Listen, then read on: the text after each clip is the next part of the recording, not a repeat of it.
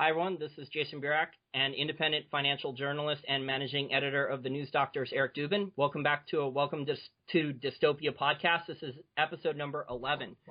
Today's special guest is Daniel McAdams. He is the executive director of the Ron Paul Institute for Peace and Prosperity. Thank you for joining us, Daniel. Thank you for having me. It's great to be with you.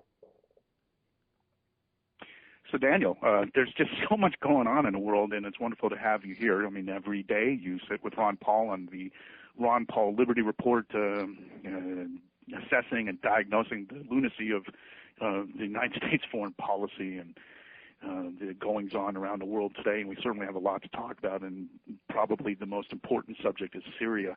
We'd love to dive into the background as far as how we got here today.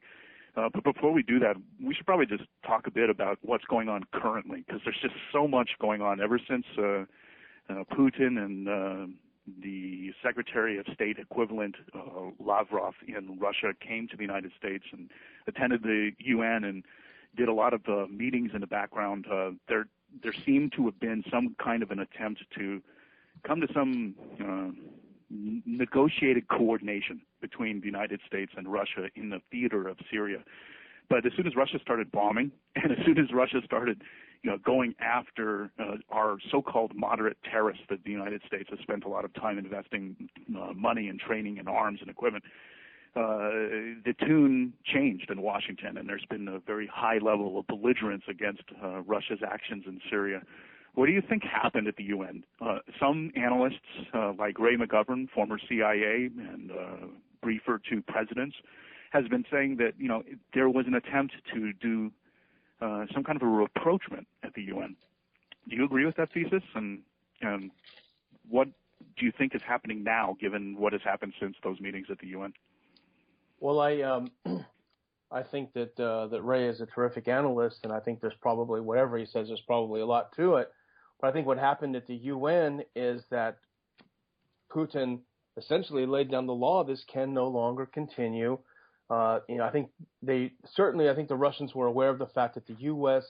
was approaching what it considered to be its end game in Syria. I think the Russians knew pretty well that Assad had a few months left after holding out for a number of years. And I think Putin understood that the U.S. along with Turkey was going to try to implement some sort of a no-fly zone, some sort of a safe haven as the regime was collapsing, from which to implement on the ground its regime change policy. And I think, and I'm speculating, but I think the Russians saw that as soon as something like that happened, the door was closed for any sort of Russian involvement in what was happening. Frankly, I was surprised, and I'm glad I didn't say it too loudly, but I didn't expect Russia to get so involved in what was happening. But I think that just speaks to how concerned they were. And I think the U.S. was absolutely caught flat-footed. And I think Russia absolutely changed all the facts on the ground in an astonishingly quick manner. I mean, the buildup was so quick, and the start of the airstrikes was so quick. I think Washington had a collective panic attack. Yeah, in the debates now, it seems whether it's Republican or Democrat, we see questions now asking what to do about Putin, and it seems like he's the new bad guy du jour. In the past it was Saddam Hussein or Muammar Gaddafi or some of the other main bad guys, or Iran, but it seems that Putin is now like the main target of U.S. foreign policy. We can't control him. He's doing these things that we don't want. I guess he's been taking out targets in Syria. And, if you listen to CNN, he's doing all these bad things. Why do you think he's taking out targets in Syria, and why is the U.S. mad at him? Well, a lot of this is just propaganda, because all the neocons in the West are saying, well, he lied. He said he's going to go after ISIS, and he's not hitting ISIS. He's hitting other terrorists. But, the Russians never said they were going after ISIS exclusively. And if you look what the Russians are doing, and I'm not defending us, I think, and Dr. Paul, I think, really captured in a column he did a few weeks ago. I think it's tragic that anybody's bombing Syria. But the fact of the matter is, if you look at what Russia's doing, unlike the U.S., it is pursuing a cogent strategy. If you look at a map of Syria, and if you look at one and you look at where Assad controls territory, and where Al-Qaeda, al-Nusra, and all of its junior partners, many of which supported by the U.S., hold territory, it's very, very clear that from a strategic perspective, the Syrian government needs to recapture Aleppo, and it needs to control the supply lines coming down from Turkey into backstopping ISIS and Nusra in Syria.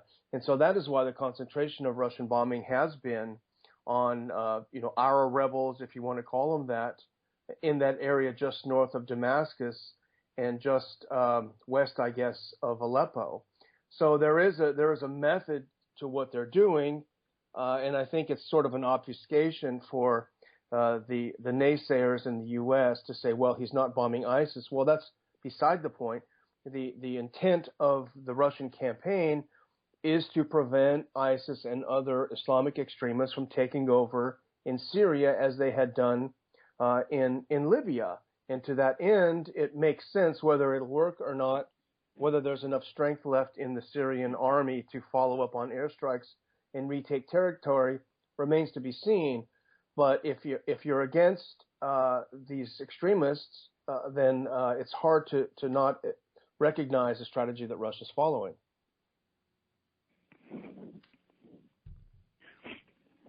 Yeah, I mean, Russia, it just seems Russia's foreign policy, it's gotten more aggressive with being basically countering the U.S. moves. I know, like, the mainstream media press, especially the more conservative ones, they're saying that Putin's playing chess and Obama's playing checkers.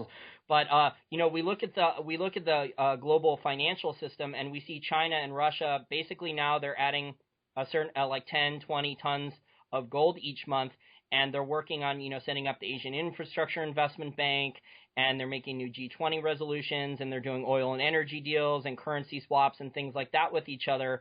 Do you think that what's the plan? What's the end game then for all this? Why Russia's doing foreign policy goals and then setting up deals with China and working on new types of financial system things? Well, look at what just happened about a week ago, and when Obama signed the new budget.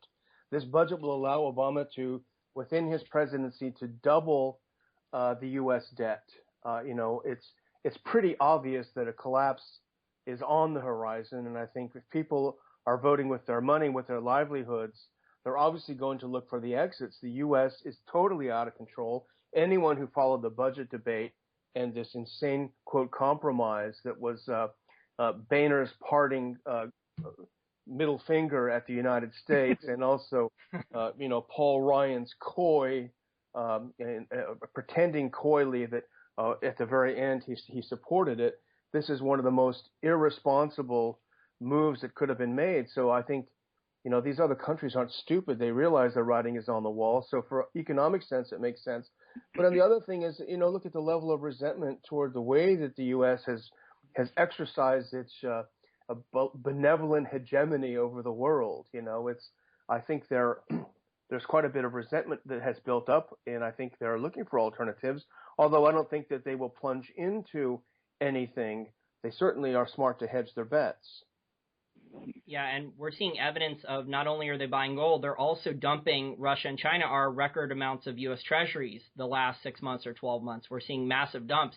And yet, the treasury market is stable. So obviously there's been intervention in that market, whether it's the Federal Reserve or, the plunge protection team or the Exchange Stabilization Fund or the Japanese government bailing the U.S. out with currency swaps or whatever. But, you'd think in a normal, rational market where there's enormous amount of selling pressure with China and Russia, that this would affect the treasury markets, and it hasn't done anything. And, it's done the opposite. And same thing with the interest rates. Well, also the Americans have nowhere else to put their money either. So there's still, as I understand it, still a fairly strong demand domestically for these worthless for this worthless paper. So yeah, the banks need them for collateral. Yeah. So they can do their derivatives bets and other currency carry trades and other crazy leverage bets that probably should have bankrupted them if they were using real accounting. Yeah. But back to your question on Russian aggression, I think it's interesting. I think it was surprising to everyone to see Russia acting so quickly, as I mentioned earlier. But, the other thing that the neocons said, which I found very humorous, was, oh, well, Putin is just acting to protect his ally, Assad, as if that's something that the U.S. doesn't do on a daily basis. I mean, well, it's look at how the U.S. props up Saudi Arabia, despite it being one of the most horrific regimes in the history of the world. Look at how many billions of dollars the U.S. ships to Israel to make sure it has a qualitative military advantage in the region. Countries do that. Countries do protect their allies. And I think, not to excuse what happened, but I think Putin, looking at the thousands of Russians, especially from the North Caucasus, who've gone into Syria to fight with the Islamic extremists, I think he saw what I would consider a legitimate national security threat on his horizon as well. So my guess is the calculation was we probably should bomb these guys now before they get back to Russia. Yeah, that definitely is part of what's going on. I mean, it's an apropos segue to tie back to Jason's question as to why China and Russia are forming all of these institutional relationships and alliances and whatnot to deal with the effort of the United States to basically manage a unipolar world order. And to set the context as to what has been going on in Syria, I think that really historically is important for people to understand, because when the Cold War ended and we had things like the Wolfowitz document being formulated in 1992, where the United States was envisioned to be the unipolar force in the world order and maintaining the peace and Pax Americana and so on and so forth. The response that we see from Russia is directly in response to aggressive actions in soft war and economic war that the United States and her allies have been lobbying towards Russia. I mean, NATO's borders have expanded to reach Russia. The instability that has happened in the Caucasus is part and parcel of an outgrowth of using Islamic terrorism as a tool of foreign policy instrumentation to stir things up and divide and conquer. I mean, speak to the history of Syria in the context of Assad and regime change, and how the United States essentially, I mean, we know from discussions that early on Wesley Clark had, when he retired, he talked to a number of generals in the Pentagon, and they were talking about how there were plans for 7 countries to be overthrown following 9/11. Yeah, that is definitely the case, and a little personal story that I think is interesting, and it's really stuck with me. When I was back on Capitol Hill, and unfortunately I don't remember the date, and I need to go back and really look at my old calendar to see when it was, because I think it now is very significant. But there was a period of time where there was a possibility of warming relations between the U.S. and Syria, and I think it was probably 2006, 2007, something in that neighborhood. But the ambassador, the Syrian ambassador to the U.S. at the time, was a very intelligent individual, very adept diplomat. I think he had a PhD. He spoke native level English, very sophisticated person. And he held a dinner at his residence for a group of congressional staffers to sort of get to know each other and to exchange ideas and exchange information. It's not an unusual thing. But I was somehow put on the list. My guess is because Dr. Paul was considered someone who thought outside the box on foreign policy. And I showed up to this dinner, and I was to be honest, I'm not a Middle East expert by any stretch of the imagination. I focus on U.S. policy more than anything. But I was surprised. I walked into this room. One of the employees of the embassy, one of the embassy officers who greeted me and started speaking with me, it turns out we both went to UC Berkeley. He a few years behind me, obviously a younger fellow than me. But and the women working in the embassy, of course, were completely Western dressed, offering us glasses of wine, speaking in perfect English. And I thought, wow, my perception, I felt ignorant actually, my perception of what Syria was like and the reality of what the Syrian embassy employees were like. There was such a huge gap, and I think back on that very often because I think of how things went so terribly wrong from that moment of opportunity. But if you want to talk about the regime change, and I've written about this, and it's pretty well known, I'm sure your listeners are well aware of it, but there was a WikiLeaks document that was released of an embassy cable between the U.S. Embassy in Damascus and Maine State back in Washington, in which the embassy officer outlined 9 ways. This is 2006, remember. Outlined 9 different ways that the U.S. could undermine and thereby overthrow the Assad government. And I think that is enormously significant. And one of them was to use the threat of Islamic extremism, which is exactly what happened. But I think it's enormously important to remember this, to not let this go by the wayside, because the narrative now is that all of this happened spontaneously because of Arab Spring. The Syrians rose up against a dictator who mowed them down, and this is what started the violence. That's not at all the case. This was a long-term plan, as you mentioned, launched at least from 2006, had a lot more to do with Israel and Lebanon and the Israel war on Lebanon at the time than other things, but it was launched well before then. The so-called Arab Spring had very, very little to do with the whole thing. Yeah, and Syria is a key strategic area for pipelines, so for natural gas and oil. And, you mentioned the 2006-2007 times.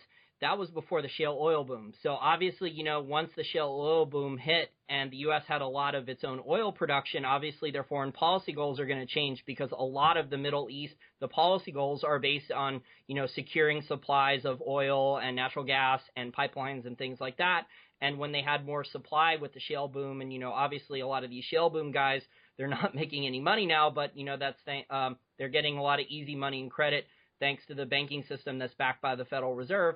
So we've had probably policy goal shifts, at least somewhat, because of, the oil supply that's come online in the U.S. And policy goals have, I guess, changed in the Middle East to some point, because there's a lot of Congress people, at least, on both sides of the aisle, who think, we have these shale oil producers now. We don't need to do as much crazy stuff in the Middle East. At least that's some of the opinions, but maybe the policy goals have definitely changed because of the oil. Yeah, that's probably just for public consumption, because, natural gas is not quite an export market yet in the United States. And, from a domestic point of view, we still import a huge amount of petroleum products. So, the whole notion of independence energy-wise is kind of a fantasy. And likewise, any kind of spillover to the foreign policy realm is equally a fantasy. But, congressional creatures talk about it all the time. They like to toss that out as propaganda. And what a bizarre idea. The three of us understand that trade is a great thing. Trade brings countries together. It brings people together. Well, what is the advantage of energy independence? Well, energy independence has been talked about since the Carter administration. Was it Nixon or Carter? It was one of those two guys. And, pretty much every single president has talked about it since, and it's nowhere near.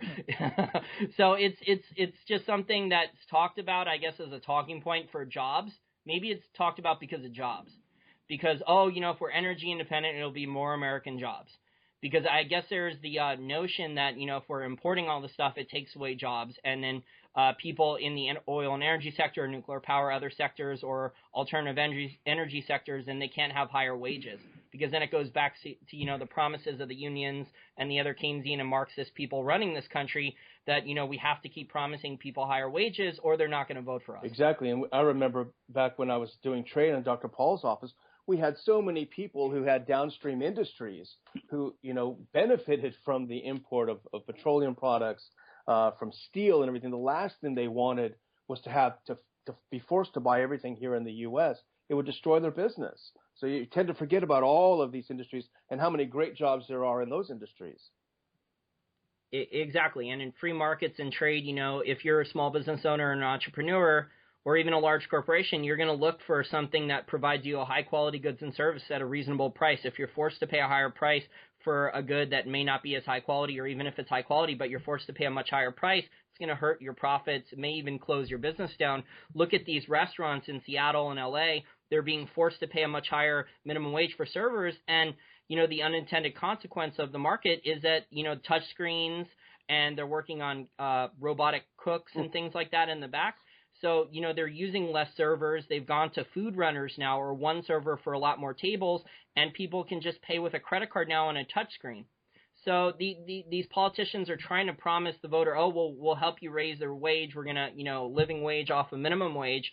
But then the unintended consequence is it destroys a lot of jobs. And the Democratic politicians and other people who make these promises don't like to talk about what really happens in reality when, they do force a higher minimum wage, because the business owner, he's not going to sit back, or most of them are not going to sit back and take the higher minimum wage. They're going to look for ways, legal, reasonable ways around the law. This is why we worry about authoritarians like Bernie Sanders. He'd probably come in with guns and force them to hire more waitresses and waiters. Don't start me on Bernie Sanders. I actually have Bernie Sanders questions, but I have one more question actually on Syria. Now, in 2014, Ron Paul predicted boots on the ground in Syria. It was controversial for people in the mainstream, not for us. Obviously, I think Ron Paul has a very good track record at predicting a lot of foreign policy blunders, but he was heavily criticized for it. And Obama has broken his promise of no ground troops in Syria. Why is the mainstream media so anti-Ron Paul then? Well, nobody likes to be shown how wrong they are consistently, but the other thing goes deeper into the U.S. mainstream media. We recently had an interview on the Ron Paul Liberty Report with David Talbot, who wrote this really fascinating new book on Ellen Dulles, and I got to ask him a question. This guy is an expert on the CIA. I mean, he's done so much research. And I asked him what he thought about, remember this German editor-in-chief that said essentially, the media, by and large, is in the payroll of the CIA. And I asked Talbot what he thought of this, and he said, it's absolutely true in his experience, and it's nothing new. Carl Bernstein wrote about this in the 70s. So Oh, yeah. Fox News seems to repeat almost exactly whatever the Department of Defense wants it to do, and CNN seems to repeat whatever, the Obama administration or whatever Democratic leadership is in place. They basically repeat it. Yeah, so it rotates. I mean, we have controlled opposition. I mean, when Bush was in power, MSNBC had Donahue on, and he was probably the strongest voice in all of U.S. mainstream media going after Bush on the Iraq War. So, it's just kind of like this theater of the absurd. It's more theater than anything else. It's kabuki theater. And the realities of the empire are such that the United States has an empire, and we manage it as our own, sphere of influence, as a unipolar effort. And that really is what Syria is about, is that we are in the process of going through a change now where the United States' economic power, moral authority, and military power, the three primary pillars of international relations power, are all eroding. And Russia and China are increasing their influence around the world by building business relationships and basically trying to advocate a multipolar world. And that is, in essence, the main conflict going on a geopolitical stage internationally. And I think that what we are witnessing now is the tale of an empire in decline. And this brings back the whole thesis of libertarian perspectives informing international relations and geopolitical policy that Ron Paul has been championing, and I interviewed him earlier this year in the context of his release of his new book, where he talks a lot about these perspectives that can help bring about greater security for the United States. This is the fundamental point that most people seem to get stuck in the weeds on. We are constantly told messaging from our leaders that we have to go abroad and save X, Y, and Z peoples from X, Y, and Z dictator. That's really the formulation thesis and propaganda that we hear over and over and over again. We spoke about that earlier in the call too, whether it's Saddam as Hitler or Assad as Hitler or whomever. The thesis is always the Atlanticist humanitarian effort to go and save the world and be the policeman of the world. But in reality, it's not really about protecting individuals and making sure that countries have democratic governments. It's all about special interests and serving the interests of empire. So when it comes to Ron Paul's philosophy, Daniel, a lot of people in our audience are libertarian or libertarian-leaning in general. But there are people that are not familiar with what the Ron Paul Institute advocates and the work that you're doing and Ron Paul is doing. Could you speak a bit about that and kind of paint a picture of what the Ron Paul Institute is about? Well, sure. Well, thanks for the question. I think one of the things the main thing we wanted to do was to do something I think is pretty unique, unfortunately, which is to be absolutely unapologetically 100% non-interventionist and anti-war, but anti-war is not enough. You have to be anti-war propaganda. You know, I mean, once the war propagandists win, then you've lost the argument. You know, once you concede that, well, yes, ISIS is the greatest threat in the history of the world, but we shouldn't go in. It doesn't make sense. You've got to take apart the propaganda. You know, and I remember the terrible moment when Colin Powell gave his presentation at the UN, which really green-lighted the Iraq War because he had so much credibility. He was liked by people on both sides of the aisle. And when he went there and he gave this presentation, we knew most of it was BS. But having to break down the propaganda and refute the propaganda is so incredibly difficult.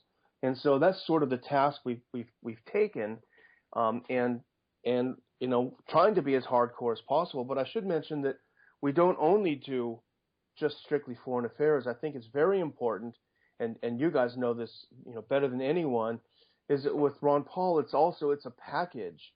How does the Fed facilitate wars? How does Federal Reserve policy facilitate wars?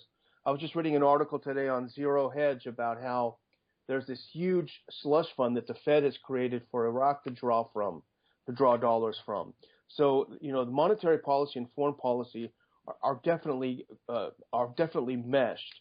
But the other thing we focus on is civil liberties at home. My colleague Adam Dick, who worked with me in Dr. Paul's congressional office, he's an attorney, and he did all of Dr. Paul's First Amendment and civil liberties stuff. So he's kind of the guy that we have taking apart the war at home, I guess you'd call it.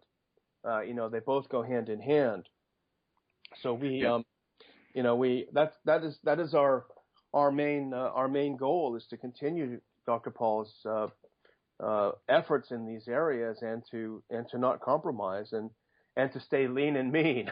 You know? And you know, non-interventionism is not the same thing as isolationism, and the media attempts to frame libertarian perspectives as isolationism.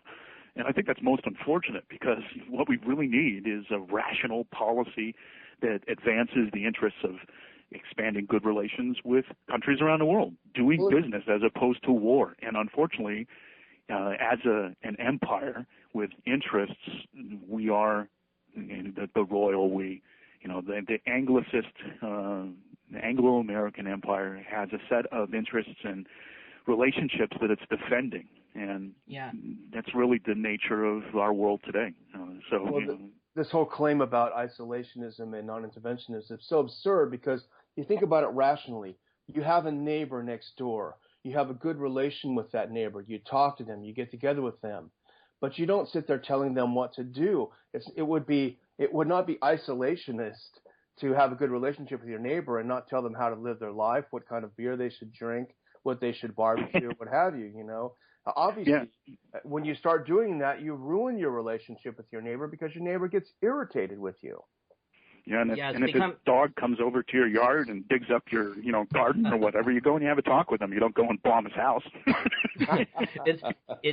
It's become Hamiltonian. This is kind of what Alexander Hamilton wanted, when things were first getting started in the United States, where Hamilton wanted to, when the United States was created, he wanted to create an empire with a central bank and a welfare warfare state and things like that.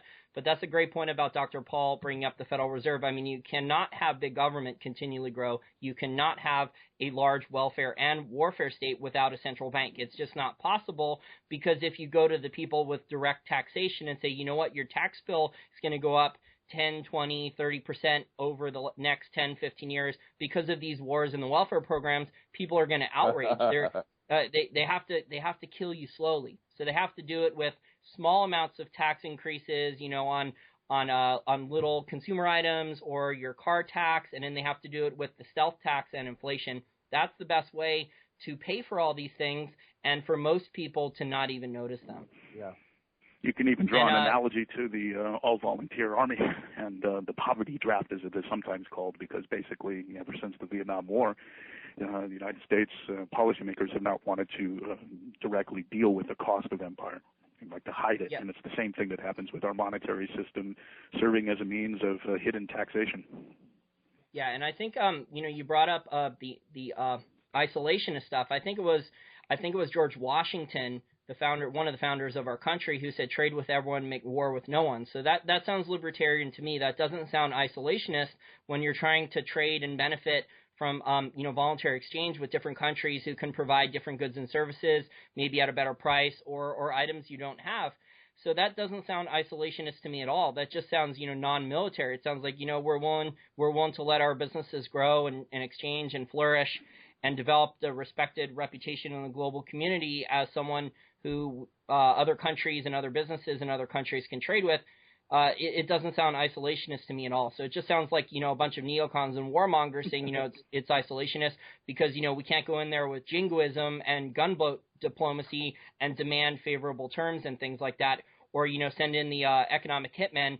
I just finished John Perkins's book a couple months ago. Can't dictate incredibly bad terms to them. Yeah, we should isolate the American government from going overseas and let the rest of us go over and travel and trade. Well, circling back to Syria, what do you think is going to be the end game here? I mean, we're recording this on Tuesday, and tomorrow there's going to be a meeting in Moscow between Lavrov and Putin and Assad, and they're talking about ways in which they can de-escalate what's going on and then eventually have elections, and some 65-70% of the Syrian people still support Assad. I mean, presumably where the most likely outcome is going to evolve is going to be a new election and some type of negotiated settlement between factions. How do you think that's going to evolve and unfold? I think there's no way the U.S. could accept elections in Syria. They'll make the excuse that they made when the Donbass area in Ukraine voted. This vote is not free and fair. It's not up to international standards. It would be a master stroke if they were able to pull it off and it was internationally monitored. But, who's going to stand up? Are the Germans going to stand up? Is Brussels going to stand up? I don't think so. But I think it is very telling that the Vienna meeting that took place just a few days ago, if you look at the joint declaration, and this, first of all, having Iran participate was an amazing coup for Russia. But if you look at the joint statement, there is essentially none of the U.S. foreign policy goals are included. Essentially, Lavrov went there and said, we are going to get everything we want, and you're not going to get what you want. And that's how it ended up. Here's point number 8. The political process will be Syrian-led and Syrian-owned, and the Syrian people will decide the future of Syria. That regime change is off the table now. So what does the U.S. do? They've backed themselves into a corner. I think that's part of the reason why sending these ground troops is maybe an act of desperation. And we ran a piece by a good journalist called Finian Cunningham last week or a few days ago that pointed out that essentially these U.S. ground troops are serving as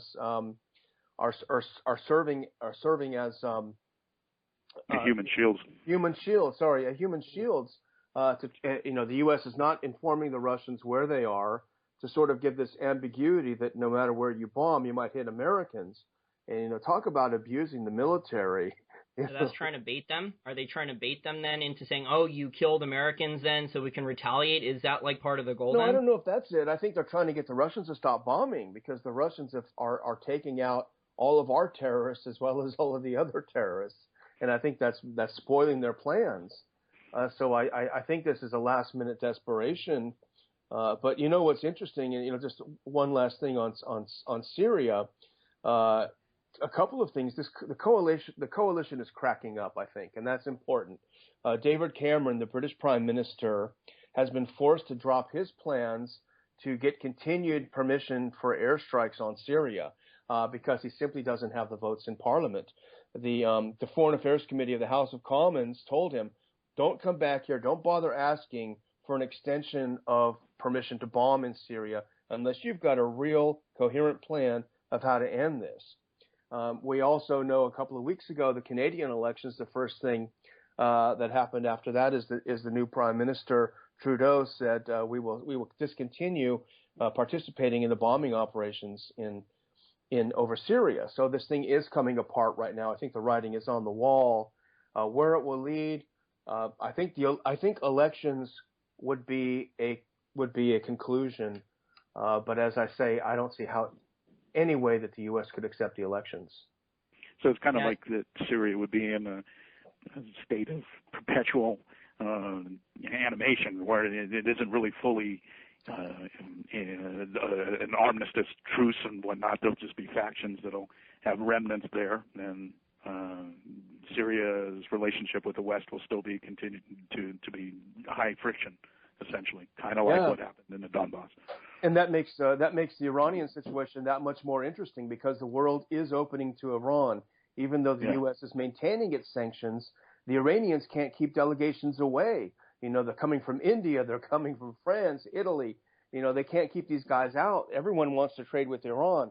So Syria, as a main partner with Iran, that will open Syria up to the rest of the world to trade and aid. And essentially, the U.S. has backed itself into a corner with its isolationism. Interestingly enough, the U.S. government is the one that's isolating. You know, you can't trade with these guys, you can't trade with those guys. So I think, I think Syria won't be isolated after this because of Iran. Yeah, that's an interesting point too, because we were talking about pipeline politics earlier, and to some extent, there was a movement with European interests to try to get Iranian rapprochement and our nuclear issue behind us so that they could bring Iranian gas to Europe and counterbalance Russian gas.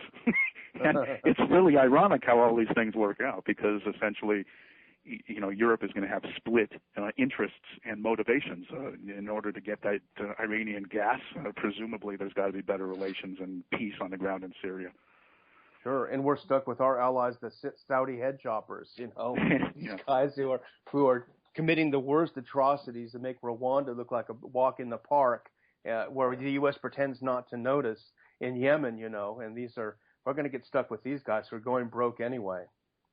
Yeah, according to the IMF, I think they said Saudi Arabia will go bankrupt in 5 years due to their borrowing and their spending. They'll exhaust all their foreign exchange reserves from oil money if the oil prices don't rise soon. But you guys talked about how Europe wouldn't openly defy the U.S. completely, wouldn't completely join on the other side. But we are starting to see subtle ways in which Europe is starting to, hedge its bets and move off.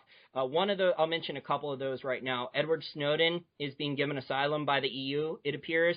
And the other one that I saw in current events recently, and the mainstream media obviously didn't talk about this one, is that South Korea, the United Kingdom, and Germany are all helping China sell its RMB bonds to internationalize their currency in financial markets to start to open up the Chinese currency so it's more internationalized. And I guess that allows it then, because the RMB is planning to go into the IMF just announced that it's basically cleared for the RMB to go into the SDR soon, or special drawing rights. So that's going to, lessen the U.S.'s power for the petrodollar and as the U.S. world reserve, as the U.S. dollar as a sole world reserve currency, because as we both know with the petrodollar and the world reserve currency, the U.S. dollar, that these things create artificial demand for dollars, and they've allowed the U.S. to, spend like crazy on so many different things, and have an enormous amount of power that no other country, and exorbitant privilege that no other country should really have, because the U.S. isn't, trading goods and services for goods and services. These other countries work their butts off to produce oil or cars or things like that to ship into the U.S., and we just print off more dollars or digital dollars and send them over, and that's not, balanced trade. I think smart investors would listen carefully to what you just said.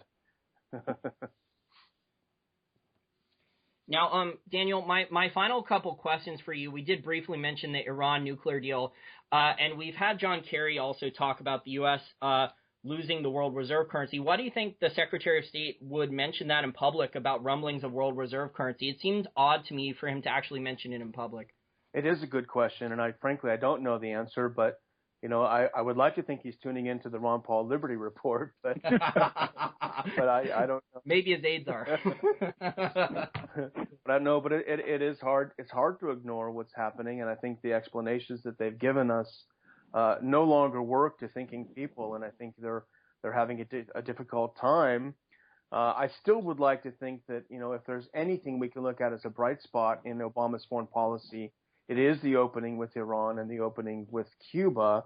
I like to fantasize that this is the real Obama, and the other one is like the Mr. Hyde, and the real Obama is Dr. Jekyll. But I guess those are sort of childhood fantasies.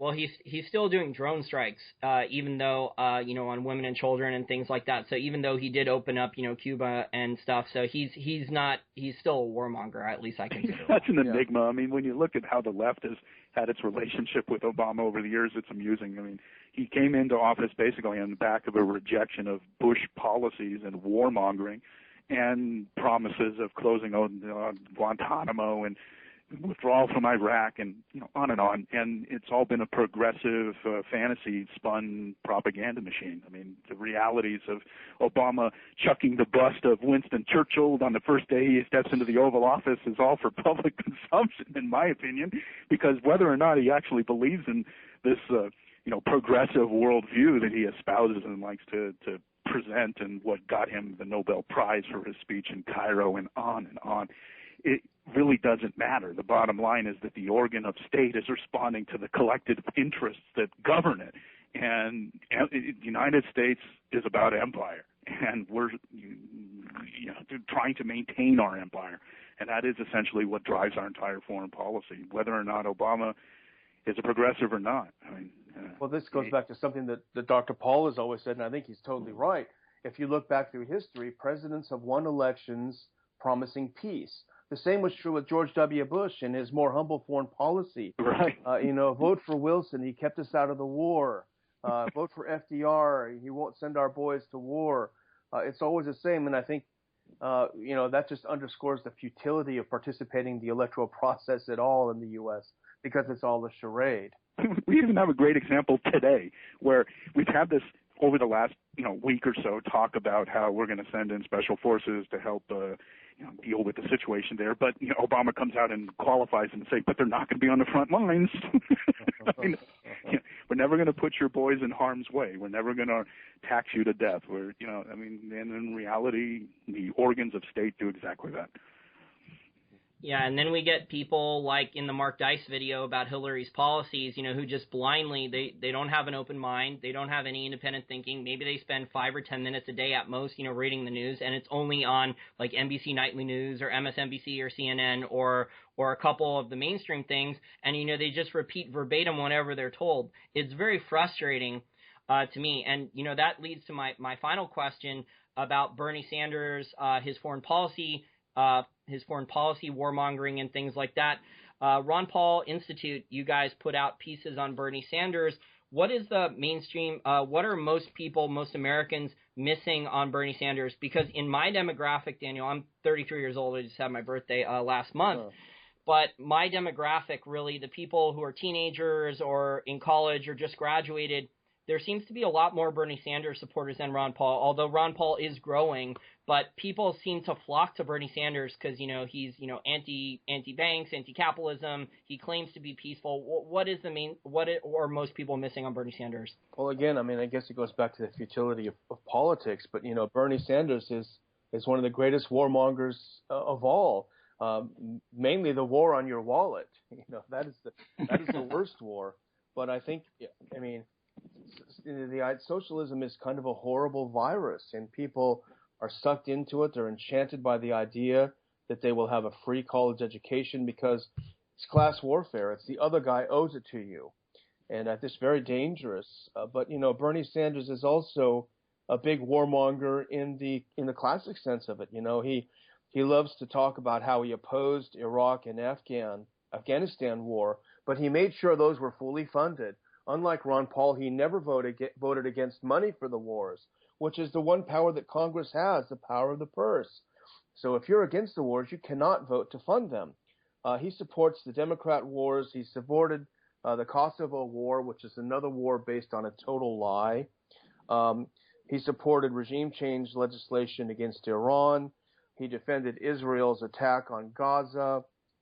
He supports Saudi Arabia's war on Yemen. I think essentially Bernie Sanders is a trick to make progressives feel good about voting for Hillary. I think that's what it is.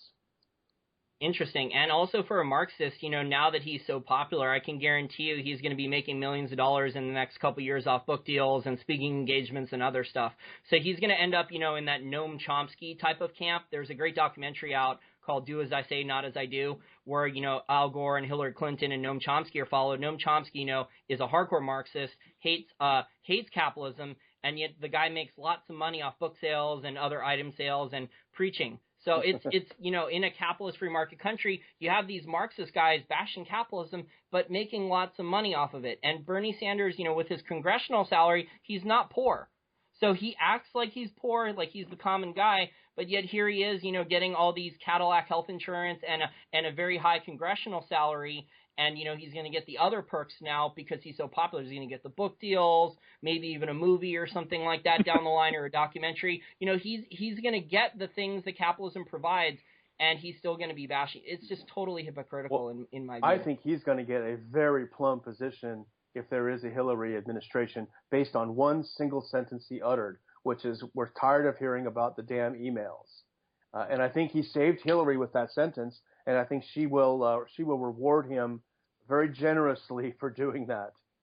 Well, Hillary's people have also worked on good spin, to improve her. I heard from on one of Kerry Lutz's podcasts, he interviews a guy from Hollywood who is very well connected there, and supposedly Hillary hired in the last 6 months or so, like, one very good acting coach, so she's more likable and more human to people. And with her Hollywood A-list contacts, she got on Saturday Night Live because the Clintons are excellent friends with Lorne Michaels to make her, more likable and funny and relatable and things like that. So there's been an enormous spin campaign. Eric thought Hillary's campaign would have died already, and we are seeing these tell-all books coming out with Roger Stone. And Eric sent me, what was the other guy's book, the progressive guy? Doug Henwood. Oh yeah. Published a book about Hillary. So we have these tell-all books out about Hillary, with how she's obviously, I think at least, one of the most corrupt politicians in the history of the United States. But most people won't even read the book, because when you go to change.org or Think Progress or Mother Jones, they bash the people who wrote the book so incessantly, people don't even have an open mind to challenge their beliefs and even read a chapter or a page of the book. They'll just say, oh, you know what? She's part of the book writers are part of a right-wing conspiracy. Hillary is advancing women because she's a politician playing with the big boys in the deep ends of the pool with the sharks now, and she's advancing women because she's gotten to titles where women in politics where women have never gotten before. But look at all the bodies that are buried, the people she has stepped on, and all the scandals that her and Bill have done. No one's talking about these things, and it's so corrupt. Like I said, I think she's such a corrupt person. If she had done it the right way, if she had been not corruptible and things like that, although in politics, like Doug Casey says, I think, it leads psychopaths to rise and things. But it's just very frustrating to me when I run into a Hillary Clinton supporter, and obviously there's lots of them in the D.C. metro area, and I just try to open their mind a little bit, and they're not even welcome to any challenge of their beliefs. It's like a religion to them, a blind ideology that, they have to see Hillary move up in these positions to presidency and stuff to advance women. That just goes to the total futility of voting. As Lou Rockwell says over and over, in our entire history, we've only produced one Ron Paul. It's only happened once. So faith in the system like this is completely misplaced. Well, we had Warren Buffett's dad. Howard Buffett was a libertarian before his time. He actually predicted, Federal Reserve and future inflations and things like that. If you go back and read, some of his filibusters and speeches and things like that, he predicted the 70s stagflation and other oil crises. He predicted a lot of those things. So I would say he was kind of the Ron Paul before Ron Paul. Yeah, but yeah, other than that, exceptions to the rule. Exactly. Because once the guy, goes to office, it's like what Denny Hastert and many of these other guys, as they get promoted up in the ranks of politicians, they get more lobbyists coming after them. They get more sweetheart deals. So you have a situation where Denny Hastert was I think he was a gym teacher from Illinois in a middle school. He was only worth maybe like a couple $100,000, and he was close to retirement. He goes to Congress then, gets promoted. I think he was Speaker of the House for a few years, and in less than 10 years, he's worth like $6 million because of all these sweetheart real estate deals and perks. And Congress people, the thing I hear about most people don't understand is that Democrats get a lot of these. They're allowed to do insider stock trades from their committees. They're allowed these sweetheart land deals. They're given extra perks. They're given IPOs too. They're like Nancy Pelosi got Visa IPO shares. that almost no one else got. She got them at, I think, like $30 or $40 a share at the IPO when Visa went from private to public, and the stock went up to 200 in like a week or two. So, I mean, they get these perks, and we don't hear the Democrats or anyone ever talk about them. It's legal to trade on insider information as a U.S. congressperson. Well, it shouldn't be, but yeah, we have Congress blocking that. It's considered, a perk. So we have Congress. I think there was a couple attempts at making it illegal, Eric. In the legislation, there was a couple good congressmen that wanted it outlawed, and a lot of the congressmen blocked it because, they consider it a perk. And I guess a lot of the people in Congress, especially Hillary Clinton, they think that they're smarter and better than the average person on Main Street, and they think that because they write the laws, or, well, they don't actually write the laws, the lobbyists do, they just sign whatever was given to them. They don't even read it now. But, they think because they can write the laws that they think they're above the laws. Yes, you said it. And this is what happened in every empire. So it happened in Rome with the corruption of all the Roman politicians, how there was always, favorable deals and favors and things like that. It's happened, in England, in the empire. It's happened in China. You could go back and just cite so many different examples of how long, empires, there's always the money system is in trouble. Not always hyperinflation necessarily, but always problems with the money and people lose faith in it, and because of corruption and other things and wasteful spending. Well, we should put a link to that book that Doug Henwood put on. Is that the one with the great cover? Yeah, the title is My Turn. Hillary Clinton targets the presidency, and it has an image of Hillary Clinton in this ominous pose with a revolver pointing directly at the line of sight of the person looking at the book cover. So it's really great. I would put that poster in my room. It's such an awesome poster. Yeah, it might give you nightmares. Well, Roger Stone also has a well-researched book out too, Hillary's War on Women, which is, a play on words, considering she's known for advancing the causes of women. That's like the political narrative. But to wrap up the show, guys, I want to do our Scumbag of the Week nominees, which our listeners enjoy, are really funny stories we look for government stupidity or corruption. And some of my nominees, I have two this week. No, number one is in Finland, where the police have been asked for tip-offs on cheap pizza. So they're looking for anyone charging less than €6, 6.6 or 6.5 euros for a pizza in Finland. The central planners there, the politicians there, maybe it's the large pizza chains there in Finland. They want to go after the little guy who's more efficient and innovative, who can charge less than €6 for a high quality pizza.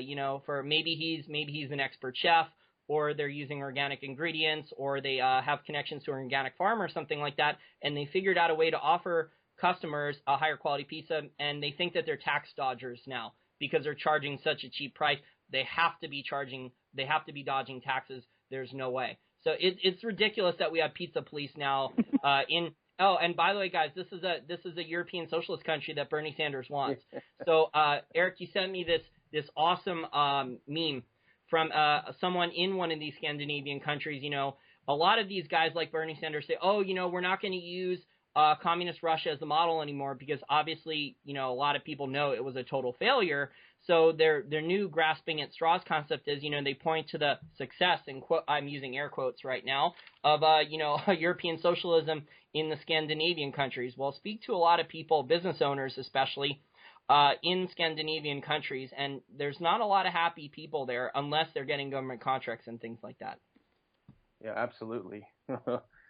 And my final Scumbag of the Week nominee, Eric, I don't know if you have any, but my final one is the boondoggle that occurred in Afghanistan where for $500,000 they were supposed to build a gas station, and guess how much it ended up costing?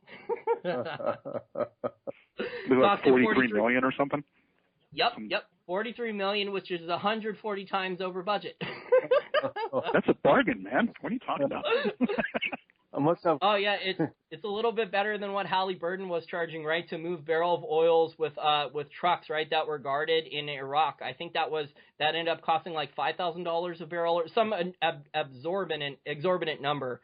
Instead of the regular oil price, it was being charged for the security and all the extra stuff. Well, we had the two moderate terrorist programs that were run by the Pentagon and the CIA, and the Pentagon's program supposedly cost $500 billion, and they wheedled down to 5 or 4 people remaining, according to the testimony. I think it was Dempsey that made that testimony statement in Congress. I mean, the amount of waste that goes on is just, it's difficult to wrap one's mind around.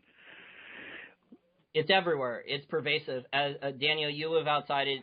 Used to live in the D.C. area, so you've probably heard some of the stories from government employees speaking off the records and things like that. I've discussed this on past podcasts, but you have situations where sometimes I've heard stories where you have government employees that work 3 days out of a month and they telecommute, they go on vacation and stuff, and they're getting paid over $150,000 a year and they can't be fired because of employee unions. Or you have situations where a lady, knowingly with her salary, she's using her government expense account. She's going on European trips. She's going to fancy conferences, booking 5-star hotels. Locally, she's eating at 4- and 5-star restaurants all the time. Her apartment was full of designer shoes and purses and designer clothes that she couldn't afford. And the investigators in the government go into her apartment and catalog all these things, write a 40-page report on all the money she's stolen and wasted, and they still can't fire her. But just look on the bright side, guys. It's great that she's not doing her job, because if she was doing her job, it would be just to oppress us. So let her sit there and waste the day away and get the money, Well, I would prefer that no one oppresses us and no one wastes money, but I guess then you're right. It's maybe the lesser of two evils. I would just prefer not to be screwed in multiple ways. Well, I got a good scumbag nomination, and it's a big fish. And it's not just for this week. It's for his entire career, but certainly he's been very busy this last month, and that's Senator McCain. We've had Senator McCain make arguments that, our military should be bombing Russian assets and shooting down planes with, or not our military directly, but that we should be arming our so-called moderate terrorists that he helped recruit and organize to shoot down Russian planes. And, this guy is probably among the top 5 warmongers in modern history in the United States, and he is a poster child for empire. And thankfully, it looks like he might actually be voted out of office next year. I mean, there's a pretty decent chance that State Senator Kelly Ward in Arizona may boot and give McCain a retirement slip, which would be nice. I mean, right now, Gravis Marketing had done polling, and Kelly Ward was pulling in about 45% versus 36% for McCain. So I mean, it's encouraging to see these kind of things develop and worthy of giving retirement to a truly bona fide scumbag of the week award deserving winner. McCain, unfortunately, Eric and Daniel, McCain will have a soft landing, and he'll probably be lobbying on K Street, making maybe $10 million a year for the military-industrial complex and other BS. So, he would be leaving Congress, but because of the revolving door and other stuff, his connections and his insider-backed deals and stuff like that, it's going to be well-warranted. And that's why we have, all these 5-star steakhouses right off of K Street and things like that. And it's because the lobbyists, eat there all the time and write them off. Well, to be honest, I will miss McCain if he's out. Probably the only person that will say that. But the reason is very simple. Whenever he does something and we write it up and put it up on the Institute's website, it always jumps, in the, quadruple figures. I mean, it's so hugely popular because everyone hates him and everyone loves to hate him. So that's one scumbag I'll kind of miss. There's just he's a nominee not just for the week, but probably for the year. Him and Hillary probably are the leads for the year so far. Yeah. We should think about, as the year's ending now, we should think about having maybe for the last show of the year, we should maybe do a Scumbag of the Year nominee. So we'll do a weekly nominee for a small level, and then we'll do some Scumbag of the Year, and we'll let our listeners vote. And we should do a Scumbag Award dinner. Well, we were thinking of having an investing conference here in the D.C. metro area for people looking to use Austrian School economics and precious metals and, investing in commodities and cash flow real estate and things like that. So maybe we could add that if we do the conference sometime in 2016. If our listeners are interested, shoot us an email about that because we have been thinking about planning one. But, we could add the scumbag segments in person at the Congress. I think at the conference, I think it would be pretty hilarious, actually. Okay, Daniel. Well, I want to thank you very much for your time. How can our listeners, if they want to donate to the Ron Paul Institute, donate? And please tell our listeners where they can find your work and your articles, and the Ron Paul channel. Then, if it's still ongoing. Well, thank you very much. Yeah, the Ron Paul Institute is just ronpaulinstitute.org. We have a secure website if people want to give us a PayPal donation. We're a 501c3, so donations are absolutely tax deductible to the full extent of the law. The Institute is a part of Ron Paul's Free Foundation, which he's had since 1976. So it's been around a long time with a long record. The Ron Paul Liberty Report is slightly different. It is a separate project that Ron Paul is doing, and it's a live broadcast every day, noon Eastern time on YouTube, youtube.com/Ron Paul Liberty Report. We are live in the Houston market, but we are not live anywhere else. But you can watch us live on YouTube every single day. Before we let you go, I'd love to ask you a question I asked Dr. Paul when I interviewed him, and that's, how big do you think the liberty movement is in the United States? Oh, gosh, that is a good question. That is a great question. And it is easy to be dismayed in the post-Ron Paul era, I have to say. Mm-hmm. It is very easy because there are so many factions within the libertarian movement that there are a lot of interventionists that call themselves libertarians, monetary and foreign policy-wise. I think our challenge is articulating our values and articulating the ideas, as Ron Paul always says. And I think we are our own worst critics, but it is an uphill battle. I think most Americans still have that spirit, but we shouldn't kid ourselves. We've got a long, hard road ahead of us. I mean, it's in some respects, it seems like it's a lot bigger than most people realize, but then at the same time, exactly what you just said is the cross that we bear. I mean, there's just so much propaganda and so much force put into the marketplace of ideas to try to stymie the liberty movement that it's really hard to get a sense as to how big it is. But when Ron Paul was doing his campaigns for the presidency, I mean, he would pull 20, 30,000 crowd gatherings at UCLA and universities all over the country, and the amount of websites that have proliferated in the liberty movement, and the number of people that I can see on Facebook participating, and the size of groups, the size of the Ron Paul Institute in and of itself, I think, is an indicator. And struggling with trying to wrap my brain around how big it is, I've come to the conclusion that I think that we have probably 20 million some odd people in the United States that self-identify as, whether directly in the liberty movement or at least resonating with the ideas that it represents. Do you think that that's a relatively accurate assessment? I think if that's accurate, it's very, very good news, because I think that is a critical mass. I mean, the Bolsheviks understood that you do not need a majority. You simply need to keep your ideas coherent and not let them be distorted or manipulated. So I think we can learn from them in that respect. And if that's the case, then that's great news. If I could provide some examples here, right outside the D.C. metro area, there are some people that agree with Ron Paul on a number of different things, whether it's his foreign policy with no wars or legalizing drugs or things like that, or the economics. A lot of people don't agree with Ron Paul necessarily on everything, but what it is, though, is it's not as organized yet as the other parties. The other parties are fairly, especially the Democrats, are fairly well organized machines. And, they research, the Democrats around here in D.C., they research people's backgrounds. So that before you can officially start going to Democrat, like socializing events and stuff, they do a thorough background check on you. I'm not joking. I've heard friends tell me this. And, a lot of people, because of the social pressures in society, because, libertarians we're more rational. We tend to read, whether it's inflation, deflation. We know Keynesian economics. We know Marxism. We've learned about these different ideas. We're more open-minded, I would say, and we tend to be better, well-read, more diversely read than others. I would say a lot of people who are libertarians are not as comfortable speaking up in public, because if you run into a Democrat or a Republican, a group of them, there's going to be name callings and things like that. So you try, because of social pressures, like in public and around social situations, you try to avoid discussing these things, because if you're the one person trying to speak up or against, 5, 6, 10 people who have completely different opinions, they don't have an open mind. They're not even willing to hear anything you have to say. They're just going to start name calling you dumb or things like that.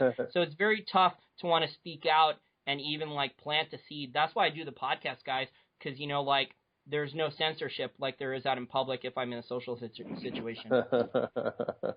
Very true. It's difficult. Well, 20 million people would give us about 6% of the American population, and that's when you start getting to reach those critical mass levels and have the ability to start changing policy. So it's going to be an interesting couple of years, guys. I mean, we're definitely going on a trajectory of the empire falling, and a lot of change is coming in the United States, whether we like it or not. That's just a given, and how politics responds as a result is going to be fascinating to watch. So, Daniel, great talking to you, and I'd love to have you back on again. Well, great. Well, go ahead. I'm sorry, Jason. Sorry, Daniel. One more question before I let you go, since you guys brought up this in the last minute or two.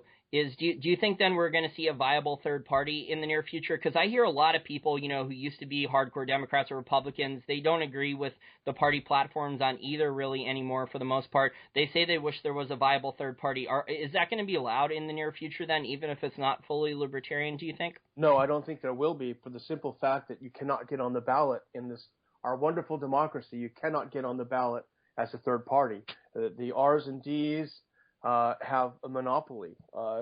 Just nothing. Just like in communist Hungary or in the Soviet Union, there are several parties that are similar. The Social Democrats in Hungary in '47, but they all had the communists. They all have the same party platform. So until we can break this, and I don't know, frankly, how to do it, to break the stranglehold that the two parties have on the system, there will be no third party unless someone, and this is not an endorsement, but someone like a Trump with tons and tons and tons of money were to get in and put all of his money into getting on the ballot. Otherwise, it's totally hopeless.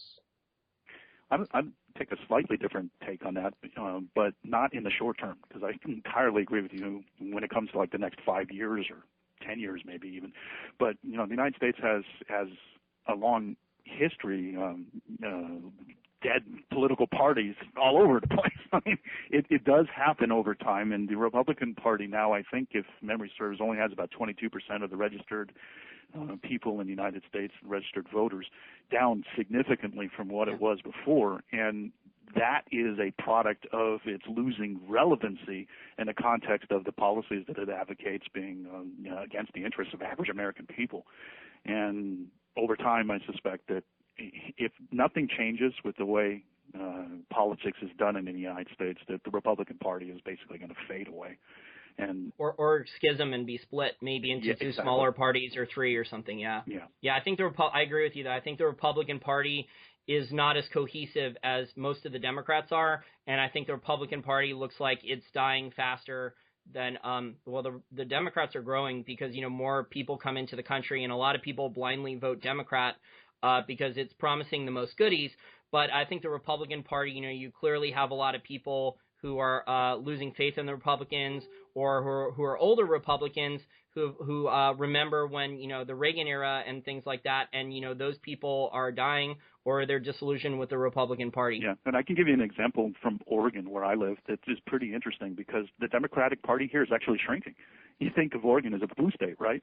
But the Independent Party in the last year crossed over the 10% registered voter threshold, and is now formally considered a third party in Oregon. So I mean, that is an example of that kind of longer-term devolutionary process that I think is hitting the Republican Party right now.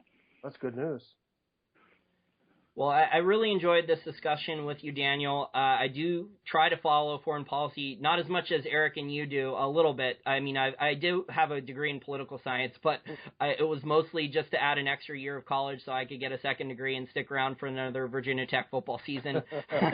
Most of the stuff I learned was, just whatever the government puts in the book. So, to maintain U.S. control, I didn't learn any of this stuff in college.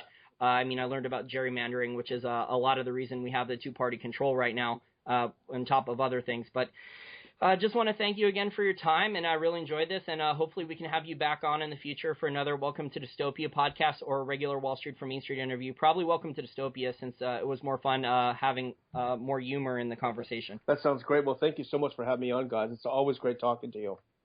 Keep up the good work. I enjoy all the work that you do as well. Thanks, Daniel.